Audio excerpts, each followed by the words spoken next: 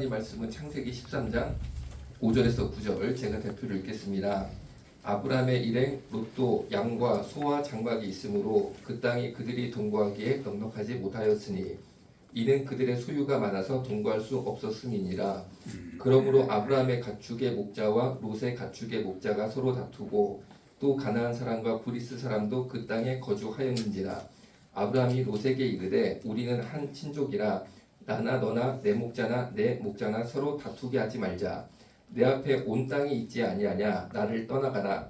내가 좌하면 나는 우하고 내가 우하면 나는 좌하리라. 아멘. 아멘. 자, 이제 말씀이 하나님이니까 한번 잘 들어보시고 잘 모르겠으면 손 살짝 들면 제가 그 부분 다시 잘 말씀드릴 테니까 조금 오늘은 좀 빠르게 해야지 돼요. 왜냐하면 지금까지 과정을 다시 한번 얘기를 쭉 해야지만 8절이 오늘 제일 중요한 구절입니다. 8절에 보시면은 아브라함이 조카인 롯에게 이르되 우리는 한 친족이라 나나 너나 내 목자나 내 목자나 서로 다투게 하지 말자.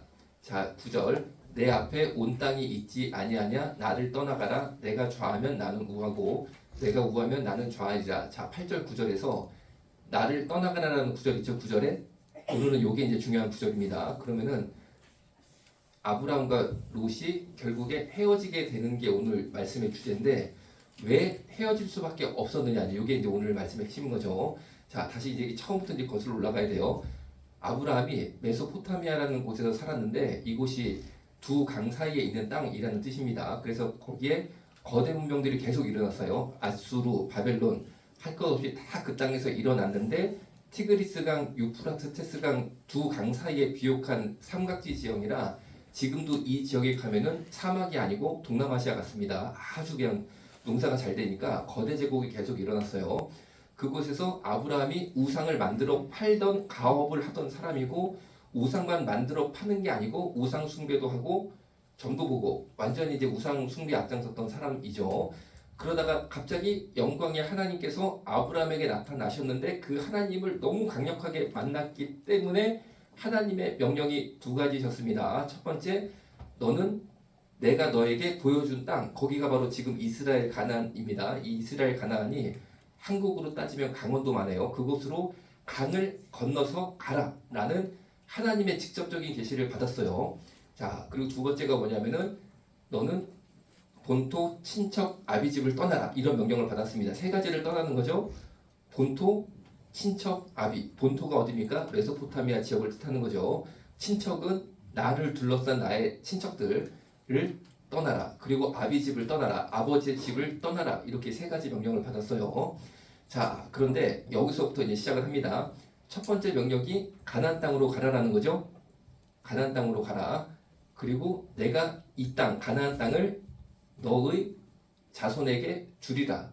라고 명령을 하나님께서 하셨습니다. 자, 그러면은 아브라함이 이 명령을 받았을 때는 분명히 어떻게 생각을 했을 것이냐면은 아브라함이 애를 낳겠죠. 아들을 혹은 손주를 낳겠죠. 그러면 내 아들 혹은 손주 정도 되면은 강원도만한 그 가나안 땅 현재 이스라엘 땅을 내 아들 혹은 손주한테 주겠다라고 기대를 했다는 것이 당연합니다. 이해가 되시죠?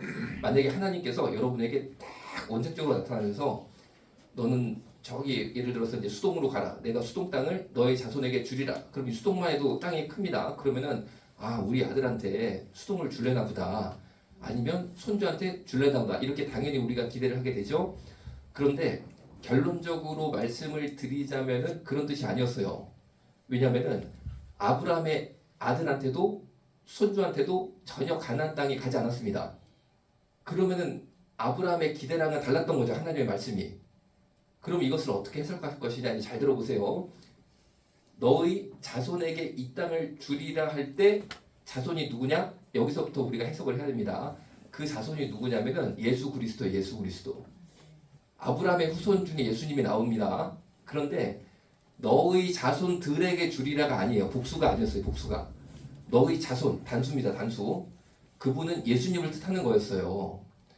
그리고 예수님이 구원자로서 하나님으로서 이 땅에 인간으로 태어나셨는데 예수님은 정말로 하나님께서 아브라함에게 명령하셨던 그 땅, 현재 이스라엘, 강원도 만한 땅에서 나시고 사역하시고 돌아가셨습니다. 예수님은 가나안 땅을 벗어난 적이 없으세요. 그러면은 너희 자손에게 이 땅을 주리라 하신 하나님의 약속의 말씀은 어떤 것이었냐면은 아브라함에게 예를 들어서 우리가 사실 저부터 시작해서 우리가 육적이거든요, 사실은. 그러니까 우리가 성경을 해석을 못하는 거예요. 우리 자체가 죄인이고 육적이기 때문에 우리는 쉽게 말하면 땅 준다니까 좋아하는 거예요. 쉽게 말하면 야 이만한 땅을 우리 애들 준다고 와 복 받았네 이렇게 아브라함이 받아들였을 거예요. 그런데 성경은 무엇을 말하는 책이냐면은 예수 그리스도가 누구신지를 계시하는 책입니다. 예를 들어서 우리가 하나님이 이 땅에 인간의 몸으로 분명히 오실 것인데 그 사람이 누구인지를 알아야 된다는 거죠. 알아야 된다는 거죠. 그런데 인류 역사상 하나님이 인간의 몸으로 딱 한 번 이 세상에 오시는데 그분이 바로 예수님이에요. 예수님. 왜냐하면은 벌써 아브라함에게 말씀하셨던 그 예언의 성취가 예수님이 이 땅에 태어나셨는데 너희 자손에게 이 땅 가나안 땅 이스라엘을 주리라 하셨던 것처럼 예수님은 이스라엘에 탄생하셨어요. 그리고 그곳에서 사역을 하셨는데 예수님이 십자가에 돌아가셨을 때 제목이 여기에 딱 걸립니다. 십자가 위에 뭐라고 걸렸냐면은 유대인의 왕이라고 걸립니다. 유대인의 왕. 유대인의 왕. 그러니까 유대인의 왕, 가나안의 주인이었기 때문에 죽었어요. 예수님이. 그렇기 때문에 십자가에 유대인의 왕이라고 적히고 죽은 그 예수라는 33살 먹은 목수였던 청년이 하나님이라는 계시를 하나님께서 아브라함 통해 우리한테 주신 거예요. 자, 그럼 여기서 우리가 뭘 알 수 있느냐? 하나님이 우리한테 주시는 축복과 약속은 뭐냐? 예수 그리스도입니다. 예수 그리스도. 예수 그리스도입니다. 예수 그리스도입니다. 자, 그랬는데 두 번째 명령이 있었어요. 너는 본토 친척 아비 집을 떠나라 라고 하나님께서 말씀을 주셨죠. 그런데 중간 딱 생략하고 이 중간은 이전에 한 3주 설교했으니까 생략하고 결론적으로 아브라함이 결국에는 본토를 떠났습니다. 왜냐하면 메소포타미아를 떠나고 강을 건넜으니까 강을 건넜어요. 그러니까 본토는 떠났습니다.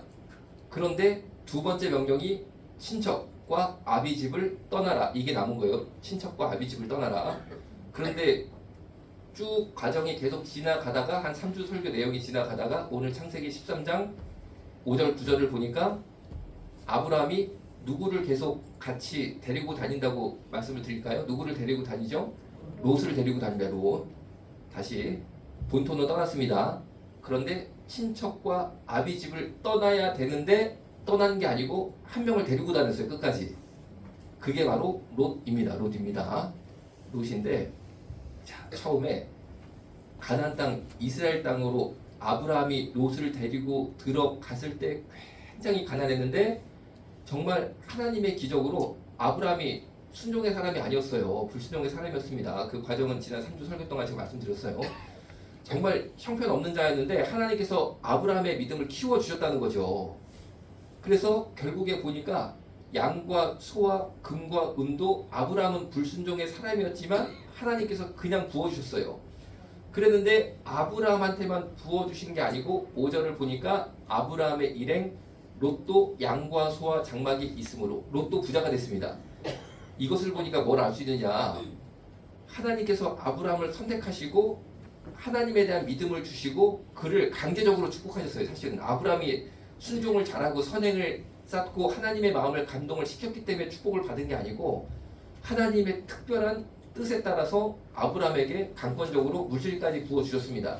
그 이유는 지난주에 제가 설명을 드렸죠. 나중에 아브라함의 후손 몇 대 안 가서 요셉 애굽 총리가 나오면서 이스라엘 사람들이 다 70명이 그곳 이집트 땅으로 가서 고센이라는 아주 이집트 사람들이 살지 않는 땅이 있어요. 거기 들어가서 이스라엘 정착촌을 만드는데 그때 하나님이 아브라함에게 부어주셨던 이 막대한 부가 흘러 가서 그 정착촌을 만들게 됐고 그 정착촌을 만든 다음에 430년 뒤에는 350만 명이 됐다는 거죠. 70명이.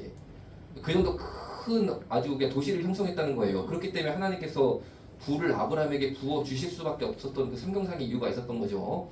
자, 그런데 롯은 사실은 보세요. 원래 정리 대상이었어요. 쉽게 말하면 친척과 아비 집을 떠나라에 롯이 들어가는 거죠. 그런데 아브라함이 롯을 데리고 다녔어요.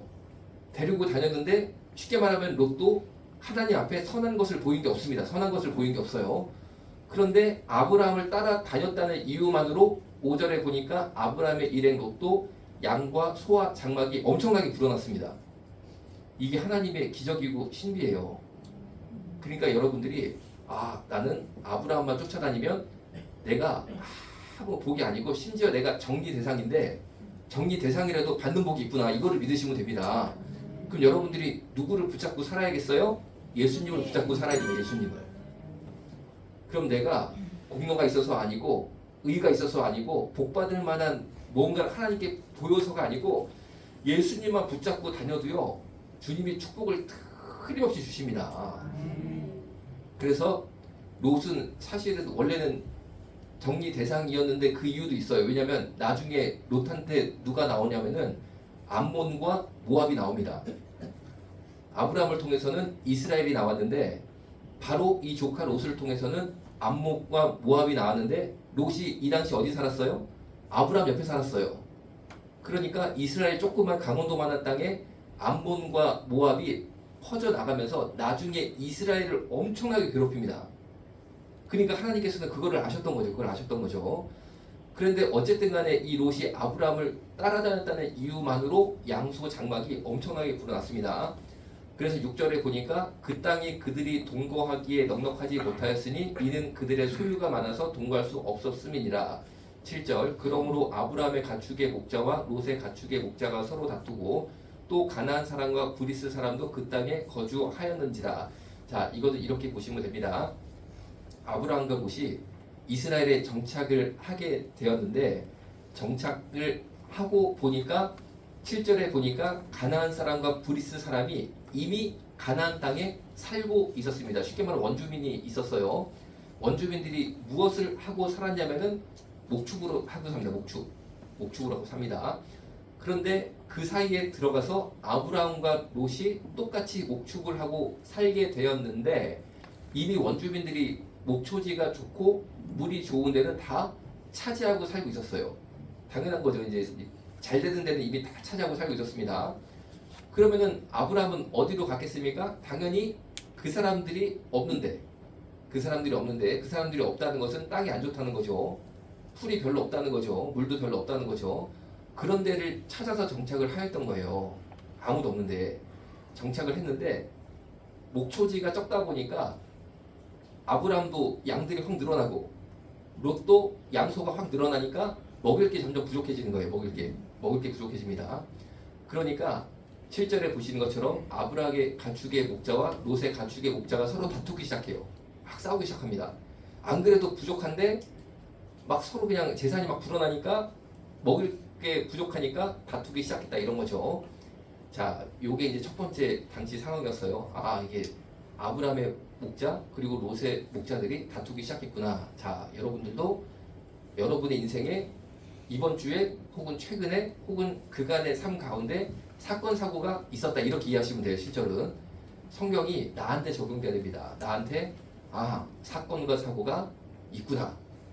아브라함이 정말 롯을 사랑하는 마음으로 하나님의 말씀을 어기면서까지 이 아이 손을 계속 잡고 다니다 보니까 얘가 장성해졌는데 갑자기 싸우기 시작하는 거예요. 자꾸만 막 잡음이 생기기 시작합니다. 그런데 아브라함이 원래 절대 순종하는 사람이 아니었거든요. 끝까지 하나님 말씀 거역하고 이집트까지 갔다가 엄청나게 두들겨 맞고 다시 이스라엘로 귀환한 바로 그 시점이에요. 지금이. 자, 그런데 아브라함이 그동안 세상살이를 경험하면서 세상으로 가면 복받고 잘 되는 줄 알았다가 엄청나게 시험한 난을 당했습니다. 그러면서 무엇이 생겼냐면은 아브라함의 마음 가운데 하나님이 어떤 분이신지, 하나님이 누구신지 아는 바른 믿음이 생기기 시작했어요. 바른 믿음이. 그래서 오늘 13장 5절 9절에 말씀이 나온 거예요. 바른 믿음이 딱 생기고 봤는데 좋은 일이 생긴 게 아니고 갑자기 싸움이 납니다. 싸움이. 이해가 되시죠? 이제 바른 믿음이 조금 들어왔는데 그러면은 만사 형통이 돼야 되잖아요. 내가 하나님을 사랑하게 됐는데 드디어 이제, 그리고 하나님께 내 인생을 바칠 준비가 이제 막 돼가기 시작하면은 일이 잘 돼야 되잖아요. 그런데 일이 잘 된 게 아니고 롯의 목자랑 내 목자랑 막 싸우기 시작하는 거예요. 이런 사건이 생깁니다. 여러분도 내가 하나님 중심으로 살아야겠다라고 마음을 먹고 막 날개를 피고 믿음의 날개를 피고 날라고 하는데 무슨 사건 사고가 났다 이렇게 보시면 되는 거예요. 자, 그랬는데 아브라함이 8절에 보니까 아브라함이 롯에게 이르되 우리는 한 친족이라 나나 너나 내 목자나 내 목자나 서로 다투게 하지 말자. 9절 내 앞에 온 땅이 있지 아니하냐 나를 떠나가라. 자, 여기요 이렇게 되는 거예요. 왜 그랬냐면은 자 보세요. 9절에 보니까 아브라함이 롯에게 나를 떠나가라라고 이야기를 합니다. 그리고 내가 좌하면 나는 우하고 내가 우하면 나는 좌하리라. 이건 뭐냐면은 먼저 롯에게 선택권을 줘서 네가 왼쪽으로 가면 나는 오른쪽으로 가겠다. 네가 오른쪽으로 가면 나는 왼쪽으로 가겠다. 이게 무슨 말이냐면은 안 그래도 척박한 목초지에서 둘이 살았는데 그 중에서 조금 좋은 데가 있을 거 아니에요. 척박한 중에서도 먼저 롯아 네가 좋은 거 선택해. 그럼 내가 나쁜 데로 갈게. 이렇게 참 크게 양보를 한 거죠. 크게. 그러면 이것이 어떻게 나온 거냐. 자 보세요.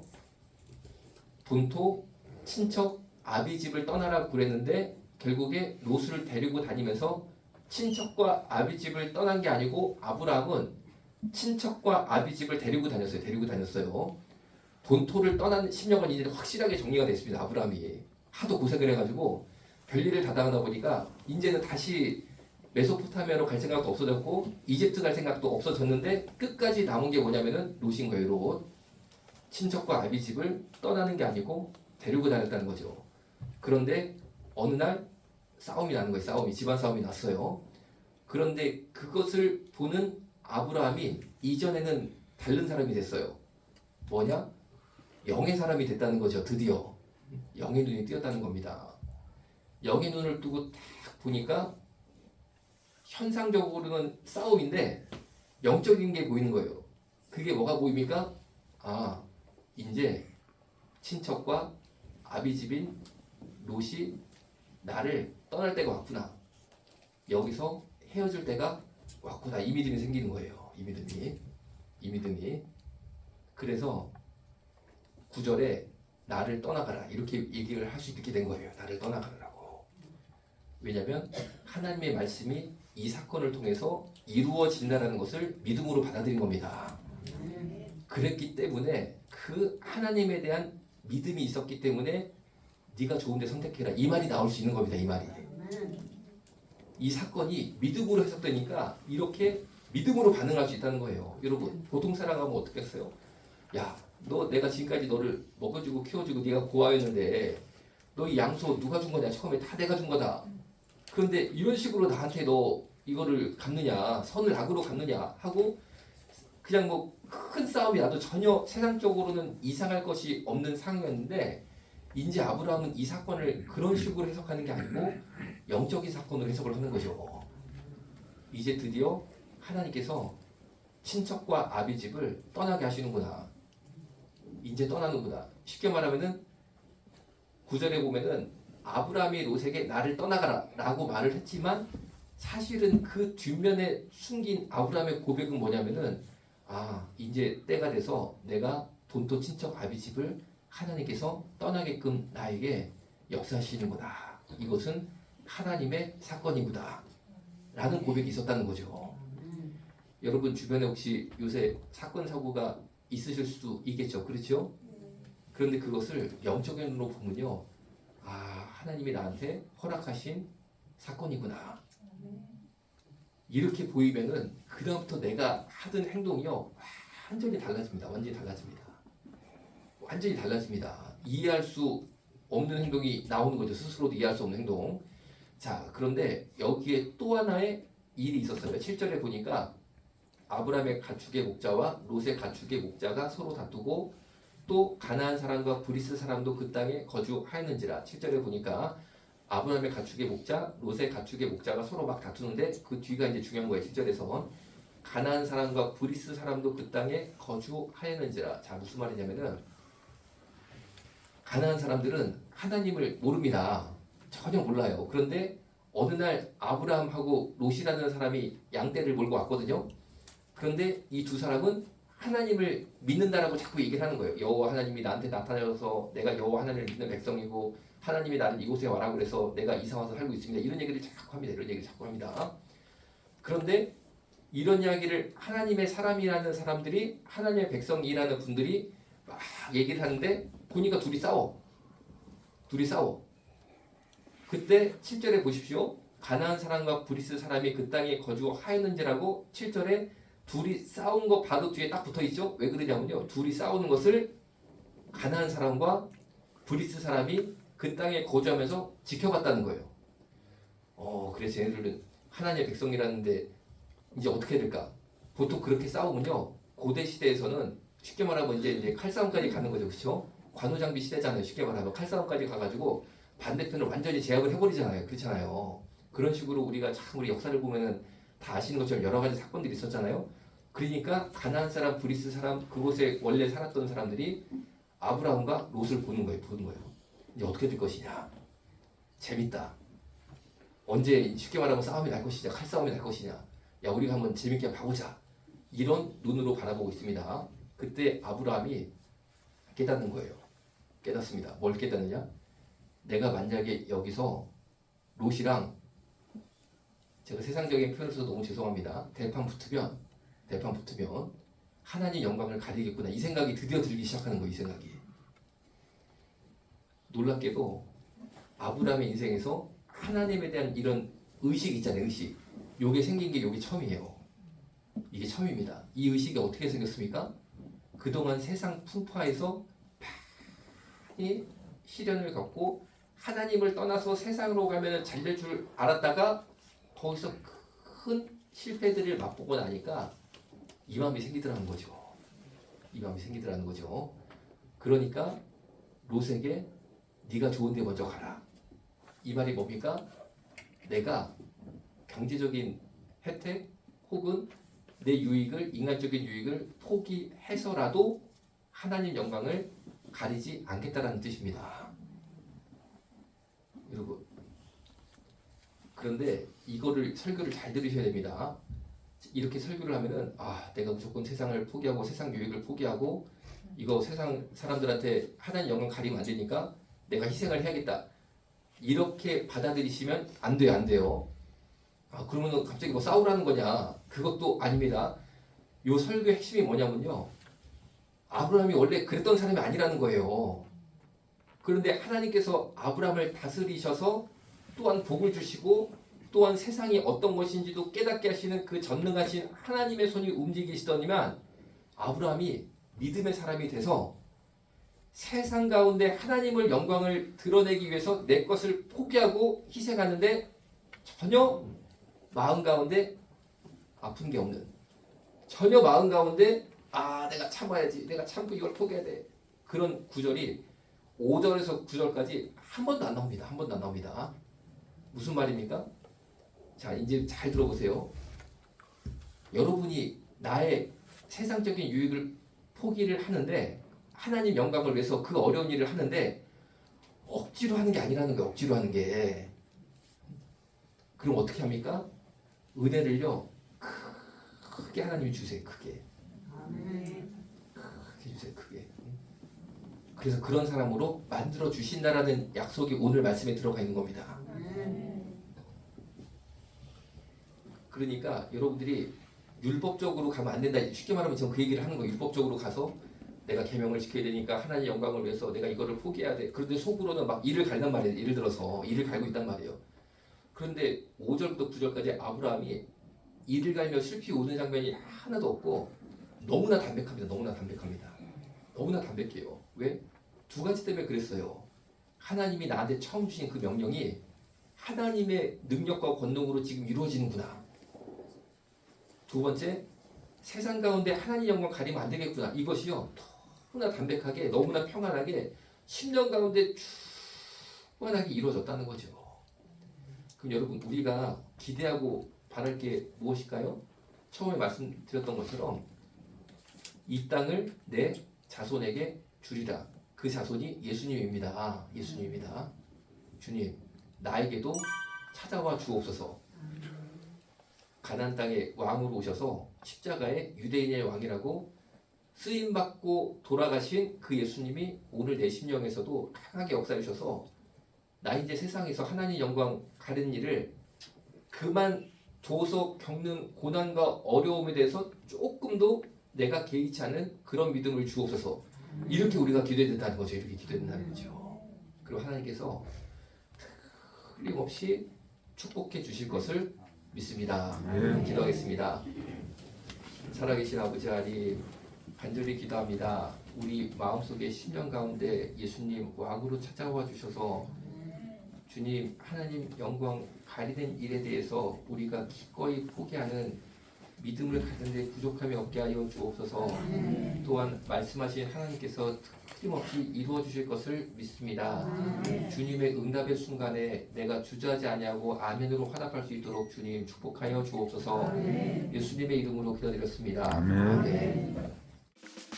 주머니 속 ticket take it 떠나자 환상의 나라에 Green grass you know utopia 동물과 뛰놀아 푸르른 초원 Blue 오션에 비치는 저 빛처럼 놀라운 this world 아담과 하와 놀라워 그의 솜씨 너의 잘못된 선택에 응원보다 정체성을 찾아 돌아오길 기도하지 욕먹을 각오로 필요한 말을 해주는 게 진정한 사랑이야 This true love 우린 원래